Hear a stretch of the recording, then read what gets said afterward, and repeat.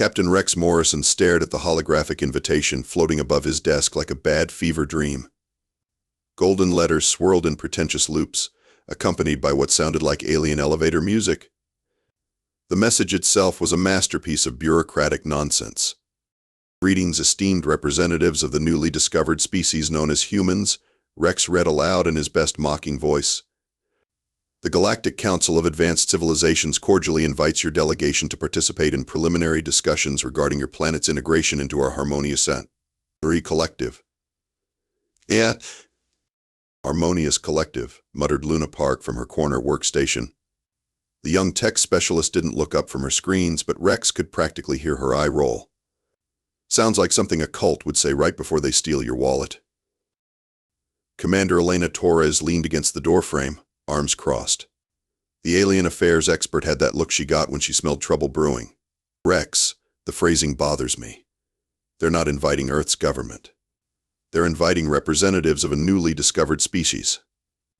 Like we're some kind of exotic pets they found in the backyard." Rex nodded grimly. 20 years of military service had taught him to spot condescension from orbit. The invitation dripped with it like honey from a broken jar. Every word choice screamed superiority complex. "Gets better," Rex continued reading. "Your primitive but charming civilization shows remarkable potential for guidance under proper supervision. We look forward to discussing the many benefits of Council membership, including resource optimization and population management protocols." Luna finally looked up, her expression darkening. "Resource optimization? Population management? Boss, that sounds less like diplomacy and more like someone trying to sell us a timeshare in hell." The invitation concluded with coordinates for something called Harmony Station, along with strict instructions about bringing minimal security and no recording devices. Because nothing said trustworthy like demanding your guests show up defenseless and blind. Rex's communicator buzzed. Admiral Harrison's weathered face appeared on screen, looking about as thrilled as someone attending their own funeral. "Morrison, I know what you're thinking, and you're probably right. But orders are orders. The brass wants this handled diplomatically. Take your team to their fancy space station, smile pretty, and try not to start an interstellar war." "What if they start one first, sir?" Harrison's grin was sharp enough to cut glass. "Then you have my permission to finish it. But Rex, be smart about this. Something about this whole situation stinks worse than a garbage scow in August." After the Admiral signed off, Rex's team gathered around the hologram. The three of them had worked together long enough to communicate in meaningful looks and strategic silences. "So," Torres said eventually, "we're walking into an obvious trap because politicians want to play nice with the new neighbors." "Pretty much," Rex confirmed. "Luna, what's your read on their tech level?" Luna pulled up her analysis. "Based on the invitation's transmission method and the coordinates they provided, we're looking at seriously advanced stuff. Their communication array alone is probably centuries ahead of ours. But here's the weird part, boss. The security protocols on this message are garbage. Like embarrassingly bad. Either they're incompetent, or they don't see us as a threat worth encrypting against." Rex felt that familiar itch between his shoulder blades, the one that had kept him alive through countless battles. The Galactic Council was either criminally stupid or dangerously overconfident. Neither option filled him with warm, fuzzy feelings. "Torres, what do we know about galactic politics?" "Not much, unfortunately. We've had exactly zero contact with other species until this invitation showed up. Could be they're the galaxy's equivalent of the United Nations. Could be they're space Nazis with good marketing. No way to tell from their sales pitch." Rex made his decision. "All right, here's how we play this. We go to their party, we smile, we nod, and we gather intelligence. Luna, pack every scanning device that isn't technically a weapon. Torres, brush up on your diplomatic doublespeak. And everyone keep your eyes open. If this goes sideways, I want options."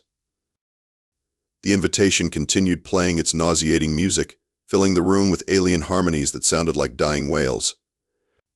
Rex reached over and shut it off with perhaps more force than necessary. "One more thing," he added as his team prepared to leave, back for an extended stay. Something tells me this little diplomatic mission is going to get complicated fast. As they filed out of his office, Rex took one last look at Earth through his window. Beautiful blue and blissfully unaware of whatever fresh hell was heading its way. If the Galactic Council thought they could pull a fast one on humanity, they were about to learn why humans had conquered their own planet through sheer bloody-minded stubbornness. This was going to be fun. Harmony Station looked like someone had taken the worst parts of a shopping mall and a government building, then launched them into space and covered them in unnecessary chrome. Rex's shuttle approached the massive structure, which seemed to go on forever in all directions, bristling with docking bays, communication arrays, and what looked suspiciously like weapon emplacements. For a peaceful diplomatic station, they sure have a lot of guns, Luna observed from the pilot's seat.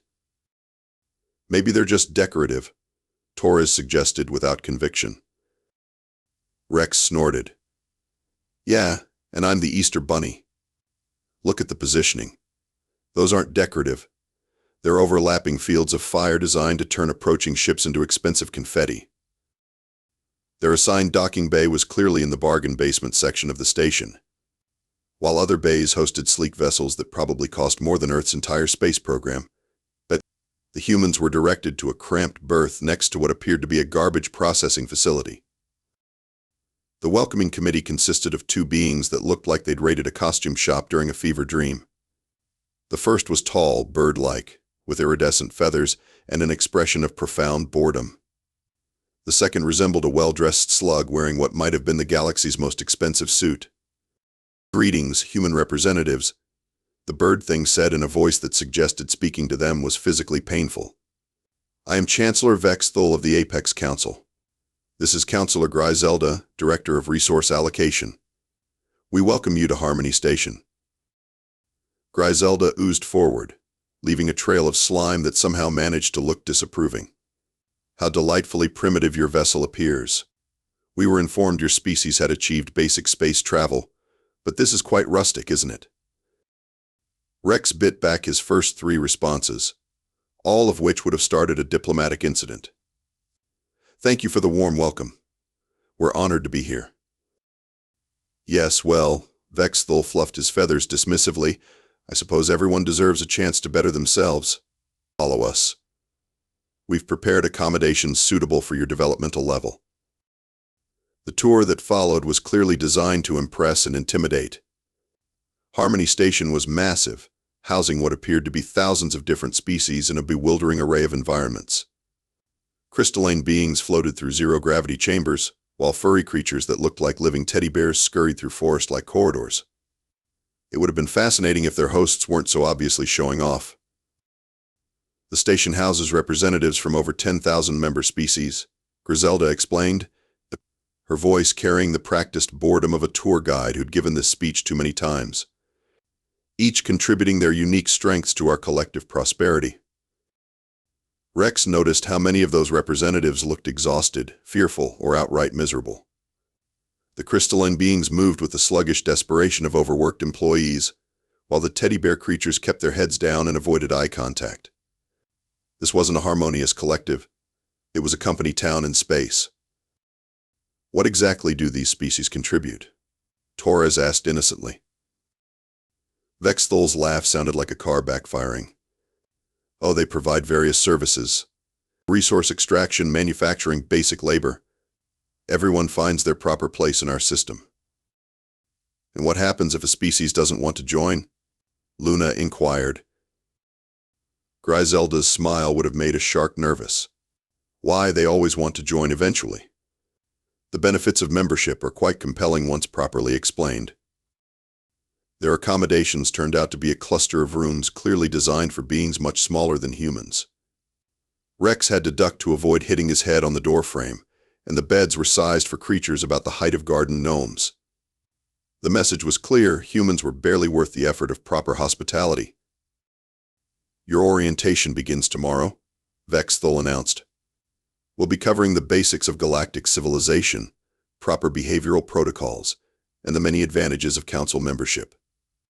I do hope you'll pay attention. Some species require more instruction than others.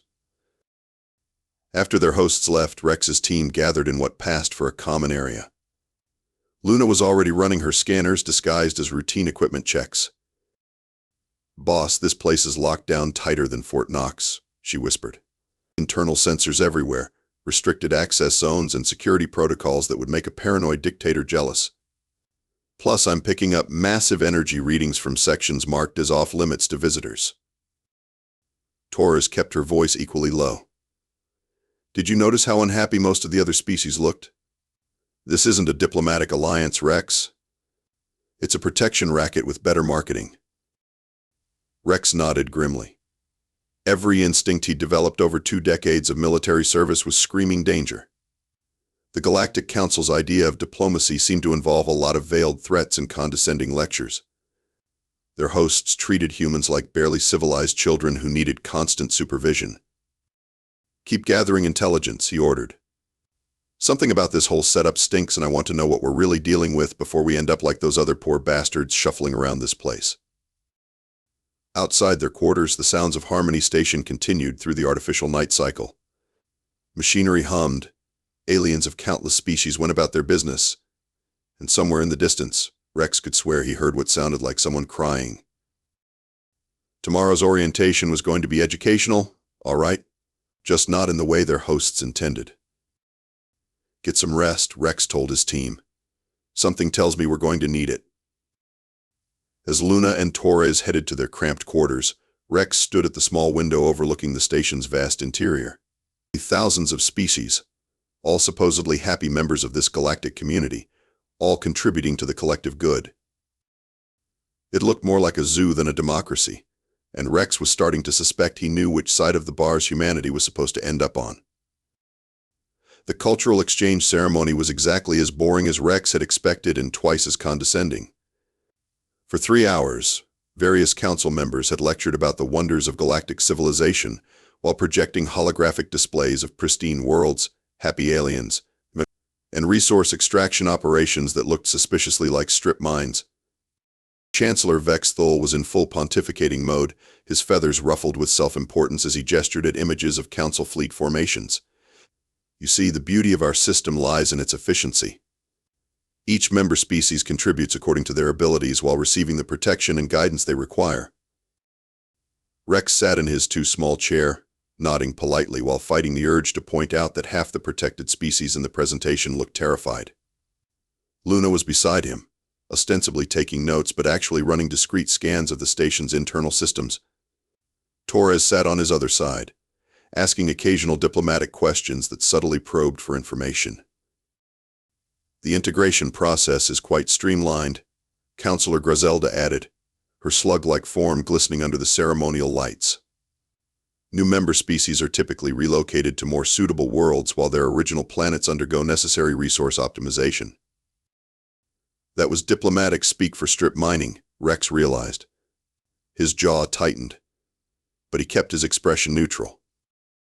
Luna's tablet chimed softly with what appeared to be a routine system update.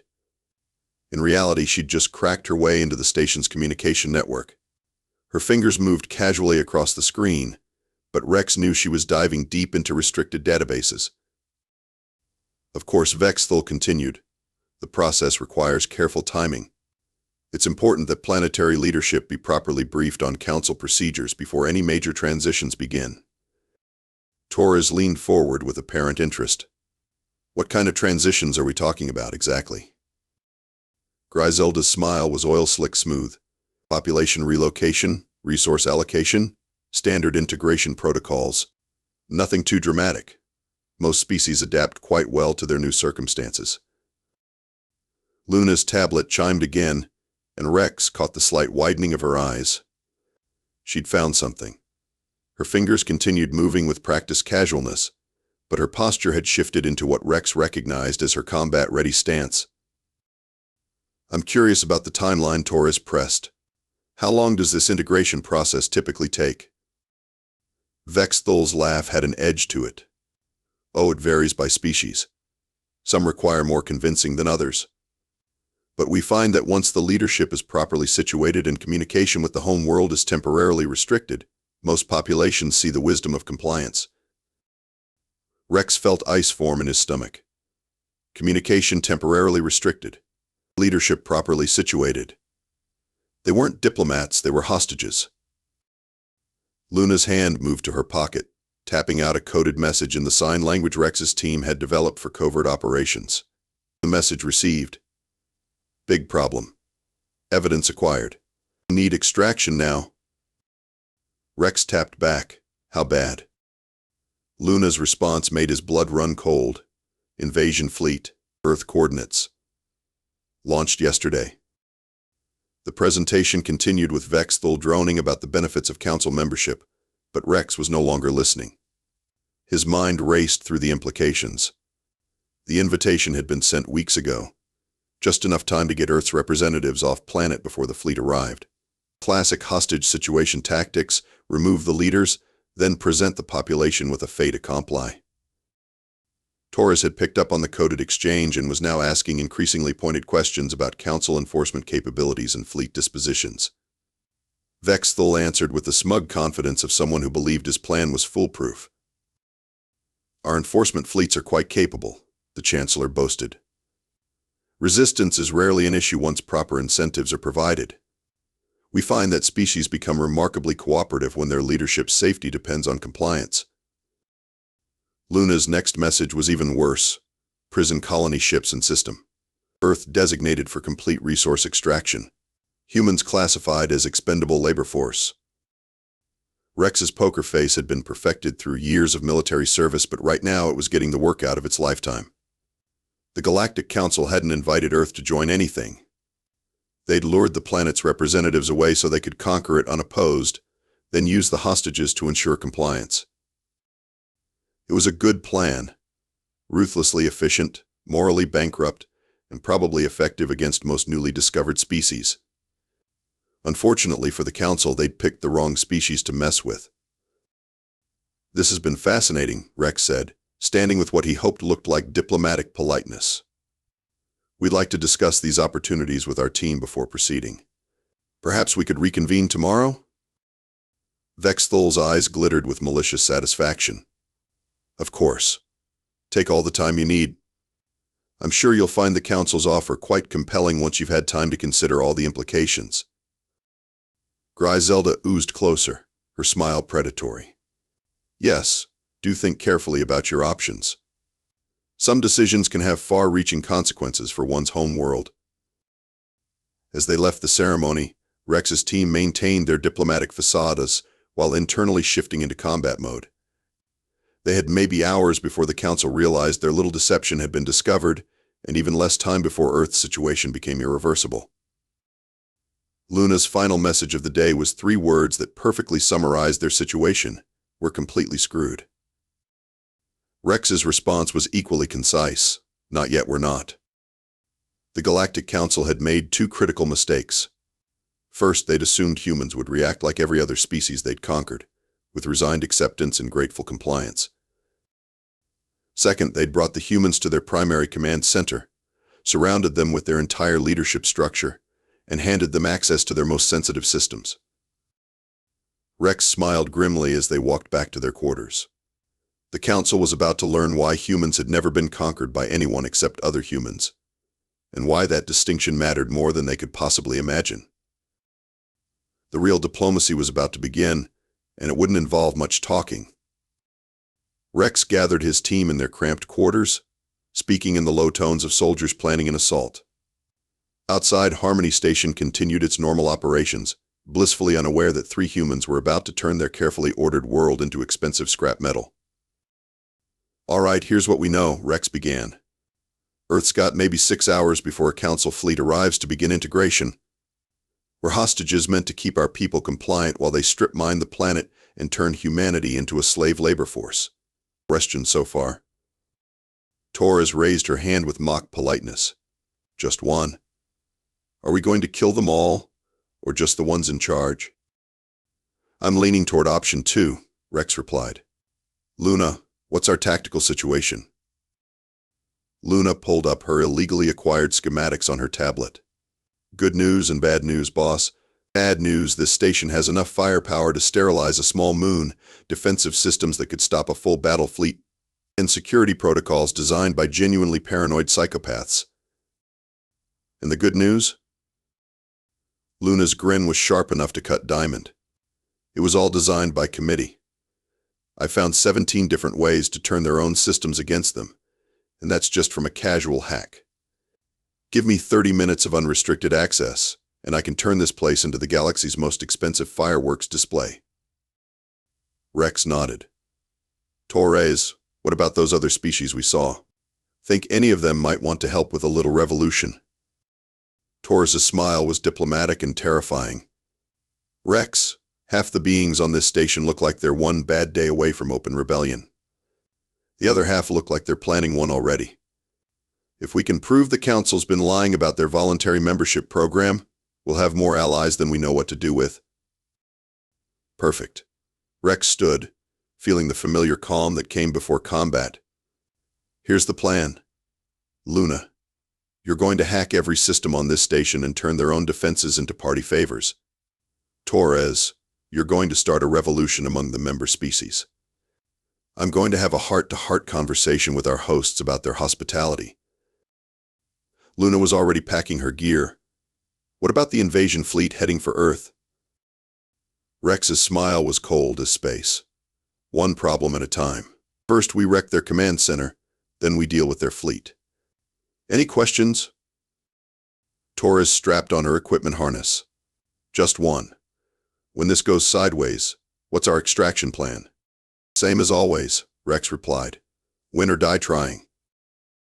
Luna headed for the station's main computer core, moving through maintenance corridors she'd mapped during her earlier hacking attempts. The security systems recognized her as an authorized visitor, thanks to some creative identity manipulation. Getting access to the core systems would take time, but once she was in, the Council's technological superiority would become their greatest weakness. Torres made her way to the common areas where off-duty species gathered. Her diplomatic training had taught her to read alien body language, and what she read made her furious. Fear, exhaustion, despair, and barely contained rage. The Council's member species weren't partners, they were prisoners with Stockholm Syndrome.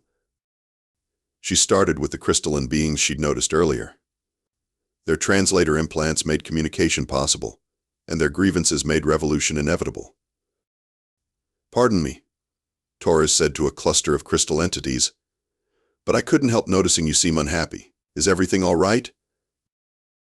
The largest crystal being, who introduced himself as Quartzes, nearly wept with relief at finding someone willing to listen. Our world was strip-mined completely. They said it was temporary, for the greater good. That was 40 years ago. Our people work 18-hour shifts in the processing centers, and anyone who complains disappears into the detention levels. Torres felt her diplomatic facade cracking. What about the other species? Are they all in similar situations? Quartzes gestured around the common area. Look at their faces, human diplomat. Does anyone here look like they joined willingly? Meanwhile, Rex was making his way to the administrative levels where Chancellor Vex Thol maintained his private offices. He dispensed with stealth in favor of direct confrontation. Sometimes the best approach was to kick down the front door and ask pointed questions.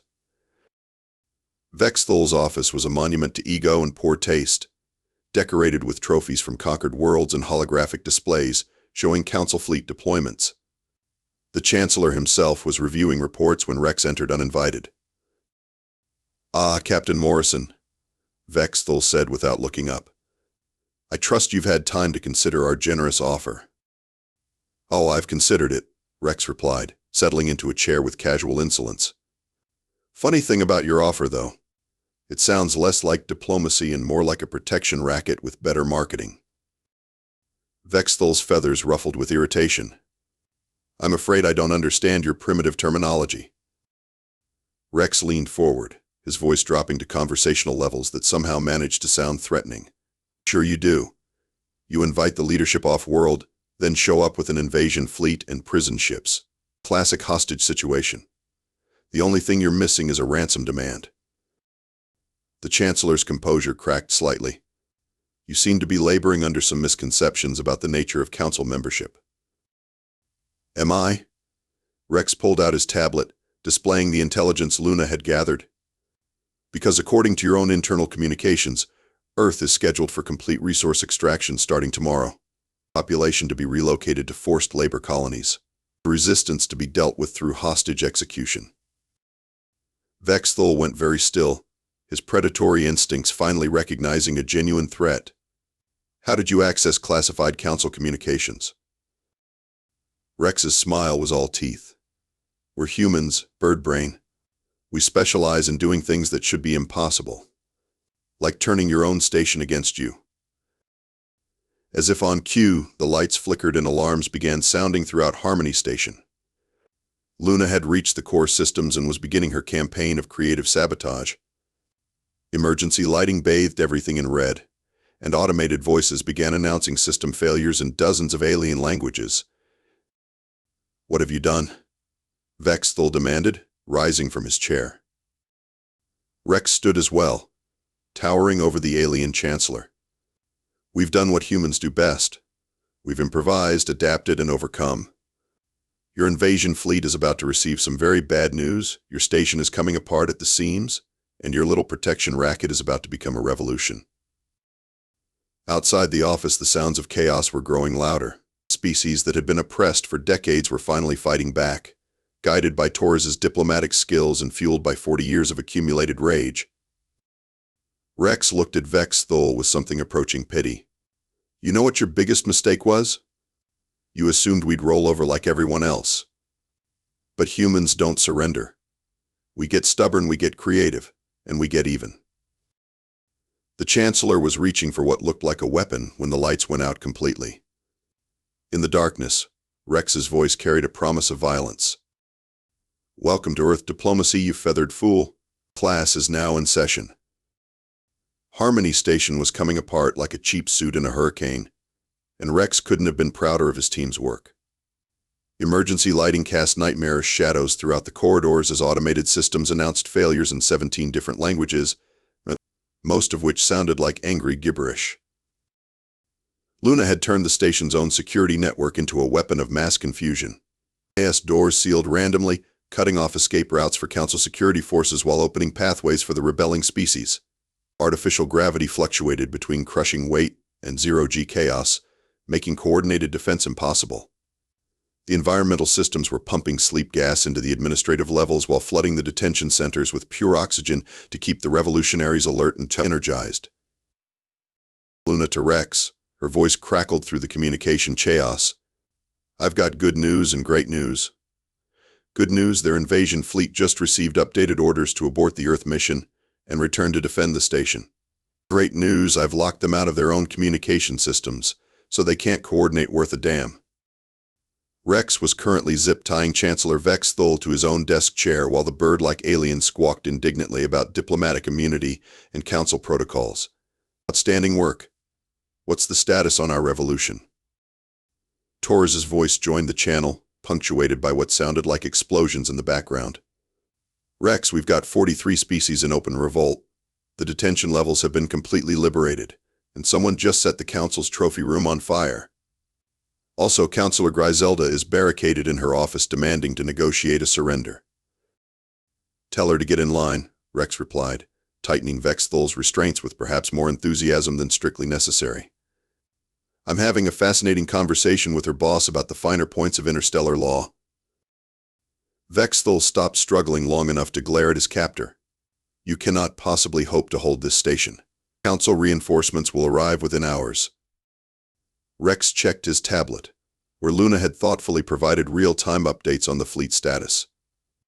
You mean the reinforcements that are currently dealing with mutinies aboard 17 different ships? Or the ones that are stuck in hyperspace because someone hacked their navigation computers? Luna's been busy. The station shuddered as something large exploded in the lower levels. Through Vexthul's office windows, Rex could see fires burning throughout the massive structure while various species of aliens celebrated their newfound freedom by creatively destroying 40 years of oppression. This is madness, Vexthul protested. The Council has maintained order for centuries. Without our guidance, these species will destroy themselves. Rex laughed, a sound with no humor in it. Buddy, you've been strip mining their worlds and enslaving their populations. They're not destroying themselves, they're destroying you. There's a difference. Luna's hack had reached the station's communication arrays, and she was now broadcasting the Council's classified files across the galaxy. Every species that had been told they'd joined voluntarily was learning the truth about invasion fleets, prison colonies, and resource extraction quotas. The response was immediate and violent. Rex, Torres called over the increasingly chaotic comm channel. I've got reports of uprisings on 12 different Council worlds. Apparently, a lot of species have been waiting for an excuse to settle some scores. Tell them to get in line, Rex replied. We've got first dibs on these particular bastards. The station's main power grid failed spectacularly, plunging most of Harmony Station into darkness. Emergency systems kicked in, but Luna had corrupted their programming to prioritize the strangest possible functions. Life support was rock solid, but the elevators were now playing what sounded like alien death metal at maximum volume while dispensing random food items. Vex Thul was looking increasingly desperate as reports filtered in of his galactic empire crumbling in real time. You don't understand the consequences of your actions. Without the Council's stabilizing influence, there will be chaos, war, anarchy. Rex patted the alien's head with mock sympathy. You're probably right. There's going to be chaos and war and all kinds of unpleasantness. But here's the thing about humans. We prefer honest chaos to dishonest order. At least when everyone's shooting at each other, you know where you stand. The rebellion had reached the command center, where Torres was coordinating with representatives from dozens of liberated species. Her diplomatic training was proving invaluable in turning righteous anger into organized resistance. Attention, station personnel, her voice echoed through the emergency broadcast system. By unanimous vote of the species formerly oppressed by the Galactic Council, we hereby declare this government dissolved. Council members may surrender peacefully or be hunted down like the parasites they are. Choose wisely. Luna had saved her best trick for last. With a few keystrokes, she transferred complete administrative control of the station to Rex's personal command codes.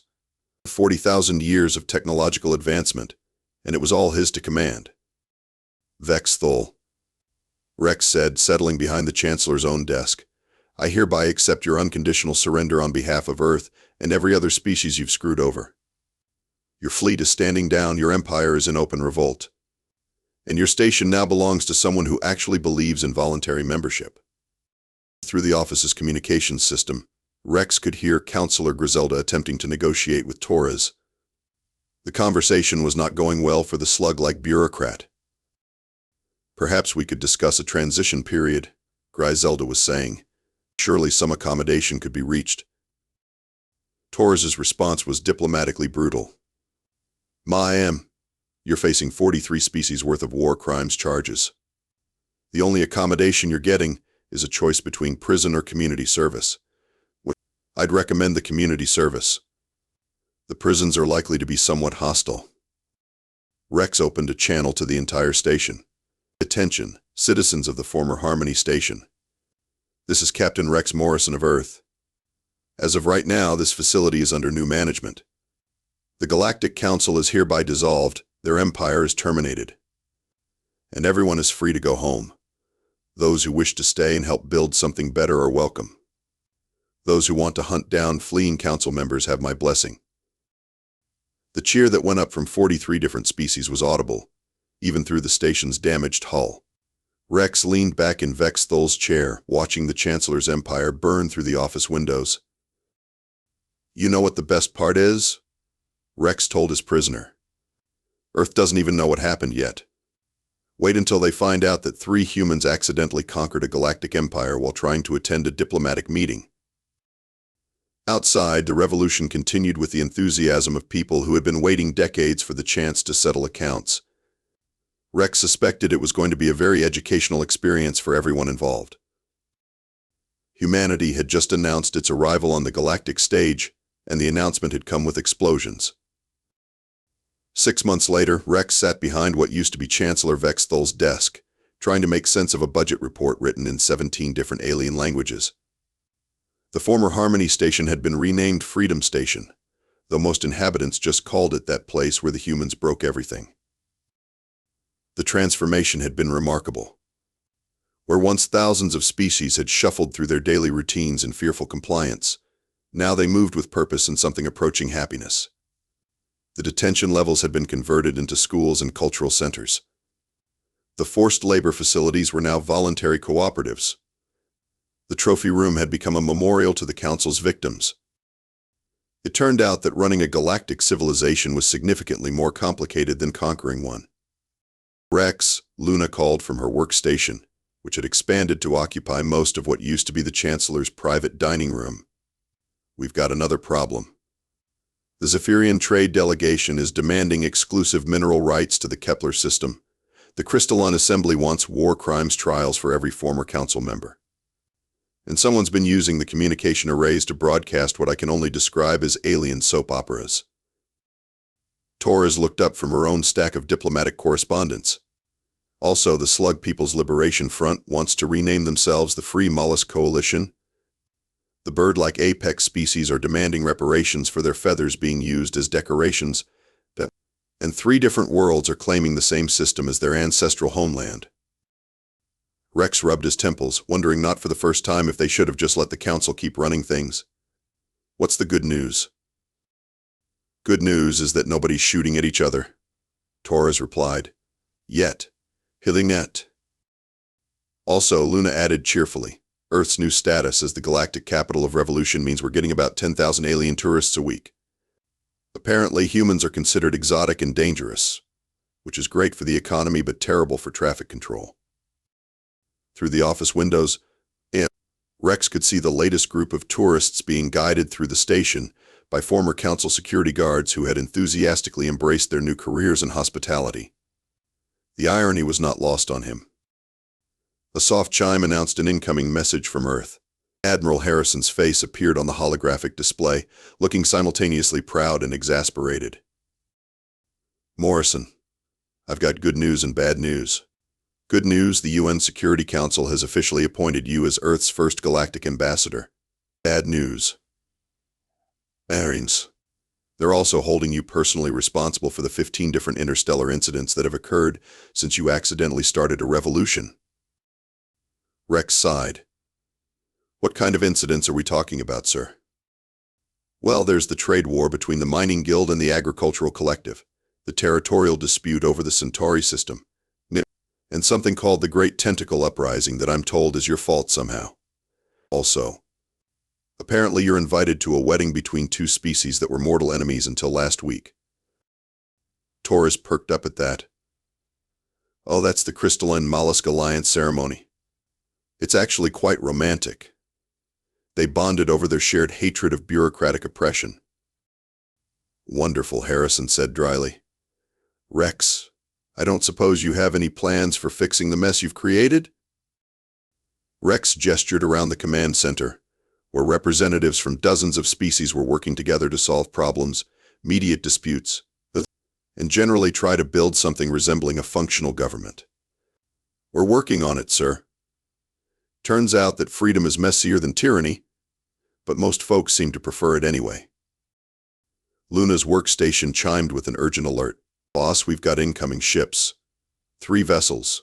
Unknown configuration, requesting permission to dock. Torres checked the diplomatic databases they'd been building from scratch. No records of first contact with these species.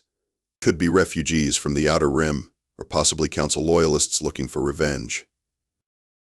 Rex stood, feeling the familiar weight of command decisions. 6 months ago, he'd been a simple military officer dragged into a diplomatic mission. Now he was apparently responsible for the political stability of half the galaxy. Standard protocol, he decided. Full defensive posture, but extend an invitation to talks. If they're refugees, we'll help them. If they're looking for trouble, we'll give them more than they bargained for. The lead ship's communication came through in accented but clear English. Freedom Station, this is Captain Zix Ander of the Independent Merchant Marine. We're carrying refugees from the Outer Spiral. The Council's remnant forces have been systematically destroying our colonies.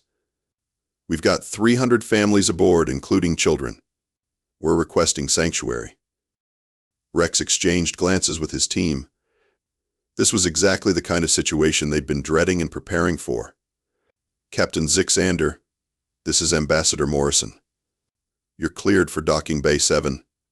We'll have medical teams and temporary housing ready. Welcome to Freedom Station. As the ships approached, Rex could see they were makeshift vessels, clearly built for desperation rather than comfort. Patchwork hulls and jury-rigged engines told the story of a people who had grabbed whatever they could and fled. Well, Torres said, pulling up emergency protocols on her tablet, at least we know our reputation is spreading to the right people. Harrison's image was still on the display, and Rex could see the Admiral taking notes.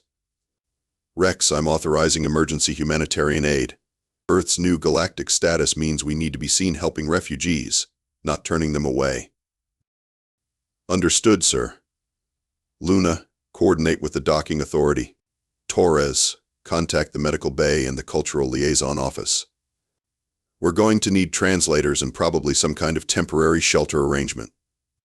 Already on it, Luna replied, her fingers flying over her workstation controls. Medical teams are standing by, and I've got 3 of the former council's luxury suites being converted into family quarters. As the refugee ships docked, Rex watched through the observation deck as the first families disembarked. They were humanoid but distinctly alien tall, thin beings with pale blue skin and large, expressive eyes that seemed to hold both hope and exhaustion. Children clung to their parents, looking around with the wide-eyed wonder of beings who had never seen anything like Freedom Station. Among them, Rex noticed something that made his blood run cold. Several of the refugees bore fresh scars and burns that looked disturbingly like the energy weapons the Council had favored. Torres, he said quietly, get me a private meeting with Captain Zixander. I want to know exactly what's happening in the outer spiral. An hour later, Rex sat across from the refugee captain in what had once been Chancellor Vexthol's private conference room. Zixander was a weathered being whose blue skin had taken on a grayish tinge from stress and lack of sleep.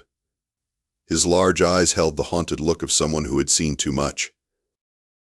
The council may be broken, Zixander explained, his voice carrying the weight of tragedy. But its loyalists are not.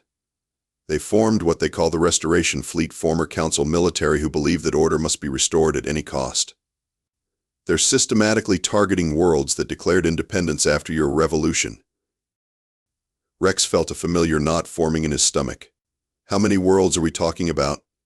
17 colonies in the outer spiral have been attacked. They're not trying to conquer anymore, they're punishing, making examples, showing the galaxy what happens to those who dare to embrace freedom. The implications hit Rex like a physical blow. The revolution he'd started hadn't just freed the galaxy, it had also made targets of anyone who dared to hope for something better. What do they want? Rex asked, though he suspected he already knew the answer. Zixander's expression hardened. You, Ambassador.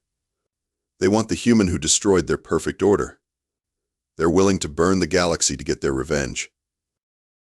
Rex stared out the window at the bustling station below, where dozens of species worked together, where former enemies shared meals and solved problems side by side.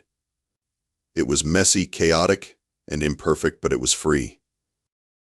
Well, he said finally, I guess that settles it. Luna, Torres, could you join us, please? When his team arrived, Rex laid out the situation. The Restoration Fleet was hunting them. Refugees were streaming in from across the galaxy, and somehow they needed to build a defense against an enemy that had nothing left to lose. Options? Rex asked. Torres was already pulling up tactical displays. We could reach out to the worlds that have declared independence. Build a coalition, share intelligence, coordinate defenses. Or, Luna added thoughtfully, we could do what humans do best, something completely unexpected. The Restoration Fleet thinks they're fighting the old war. Maybe it's time to show them what the new galaxy looks like. Rex smiled for the first time in hours. I'm listening. Nay. Wilda said, her eyes lighting up with that familiar gleam of dangerous inspiration. What if we didn't fight them at all? What if we saved them? And as the stars wheeled overhead, the unlikely team that had accidentally freed the galaxy began planning their most audacious mission, yet not to defeat their enemies, but to show them what they'd been missing all along.